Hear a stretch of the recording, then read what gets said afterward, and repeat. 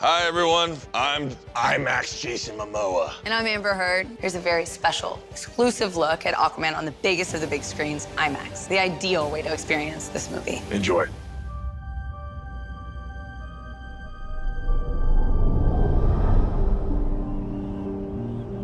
My parents were from different worlds. And I was a product of a love that never should have been. We could unite our worlds one day. A son of the land and a son of the seas. Your mother always knew you were special. You are part of something deeper. You are the bridge between land and sea. Take your rightful place as king.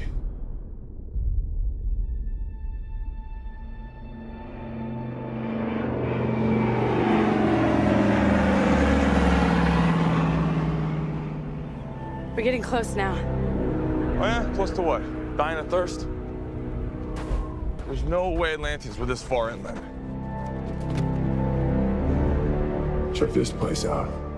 This is badass! It's real.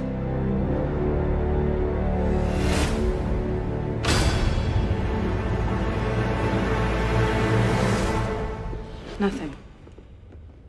Of course it's not working. It's been sitting here collecting dust since before the Sahara was a desert. Before the Sahara was a desert. Let's just say you do your best thinking when you're not thinking at all. All right, now hold still. Hey, what are you doing? We need water. Near the closest source.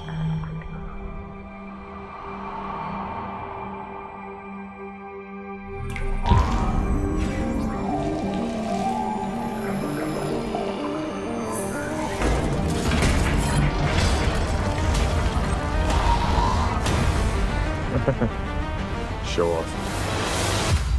I could have just peed on it. If you seek my power, journey beyond the edge of the world to the hidden sea. In the wrong hands, it would bring destruction.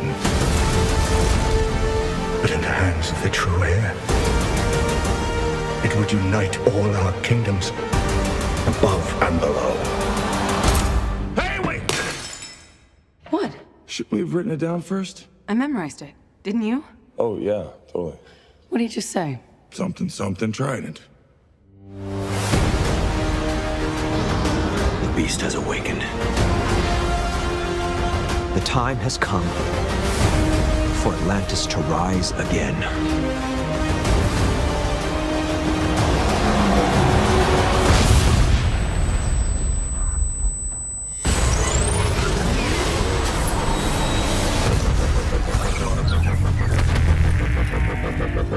Who the hell are you?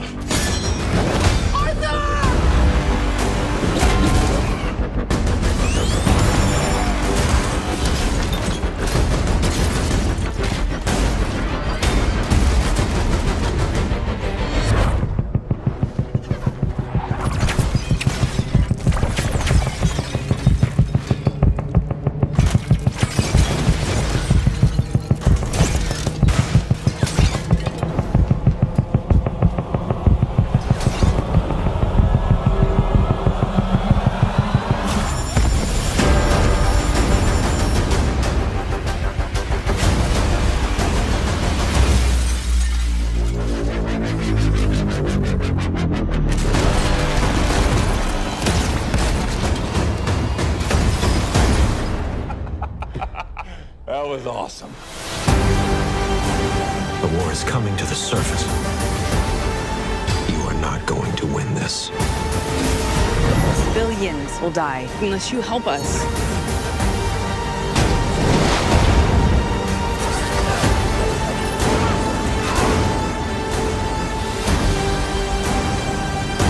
I'm no leader.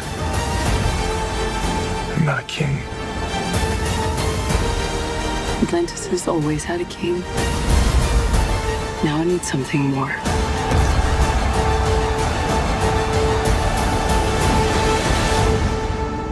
But what could be greater than a king? A hero.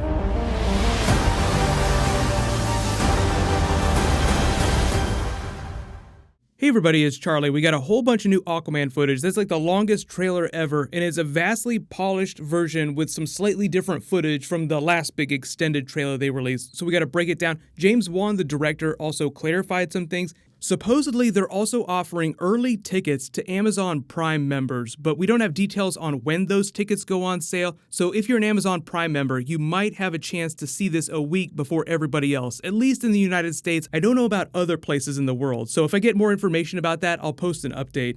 But there's a new round of that Imax ticket giveaway. All you have to do to enter is be a subscriber and leave an Aquaman-related comment on the video. The funny thing about this trailer, too, is that it's supposed to be the IMAX trailer. It's not technically true IMAX ratio. If you go to a true IMAX theater, the aspect ratio is a little bit different from the anamorphic ratio that traditional theaters have. But if you don't live nearby one of those, don't worry about it. So they start off with some slightly different footage of his birth, his early life, a slightly different shot of him wrecking Black Manta's submarine with a different soundtrack. You can actually see his ship from the comics, the one that looks like an actual manta, attached to the top here. I'm guessing that he gets away in that. This is meant to be his father's ship. When Aquaman takes it down, he kills Black Manta's father. That inspires him to take revenge and is part of the reason why he throws in with Ocean Master and gets all his comic book gear. They polished a lot of this Indiana Jones footage where they enter the ruins of Atlan's Forge, and if you couldn't tell from the behind-the-scenes footage, this room where he's giving them the message about the Trident is the same room where they forged the actual Trident in all the flashback scenes to ancient Atlantis. If you look in the background here too, you can see there are just this giant cityscapes, so you have to remember that this used to be above ground before the Sahara was a desert. That's why they include that very on-the-nose line of dialogue. Oh, that's right, this is all buried in sand. It didn't used to be that way.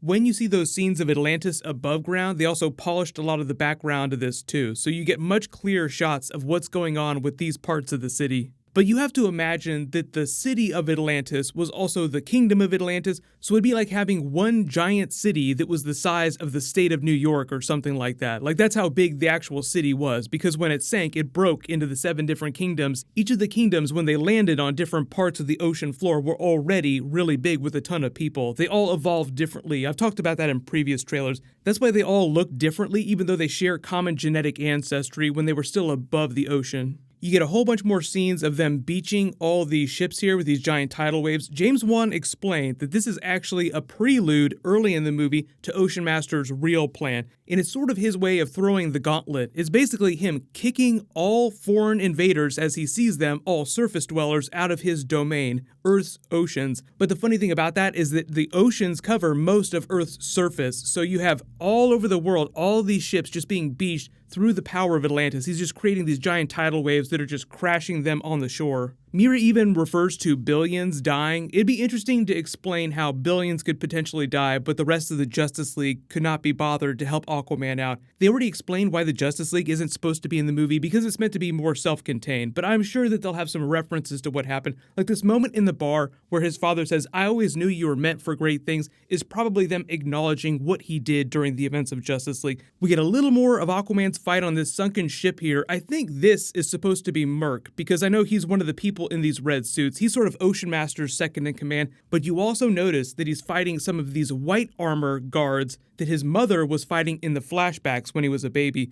Remember, like in Star Wars, the Empire has a bunch of different types of stormtroopers, all of them different levels of elite. Some of them more badass than others for very specific functions. So just imagine that the white guards are just an extra level of hardcore. The red suits carry more armor, more weaponry, but they're a little less mobile. I've already done a non-spoilery breakdown of some of the other early reviews of the movie. You can click here to listen to that, and you can click here to learn all about Avengers Phase 4 and that Eternals movie. Thank you so much for watching. Everybody stay awesome. I'll see you guys tonight.